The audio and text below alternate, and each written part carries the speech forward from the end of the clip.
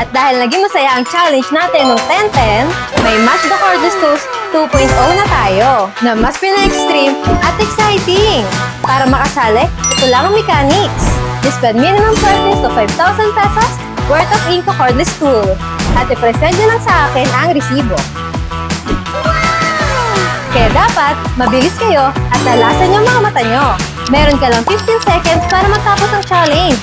Take note, one hand lang dapat ang gagamitin. Once na makapag-match kayo ng 1 to triple pairs, maaari kayong pumili sa ating merch. Kung 3 to 4 triple pairs naman ay Inco merch set. Syempre, kung makukumpleto nyo ang 5 triple pairs, grand prize na makukuha nyo.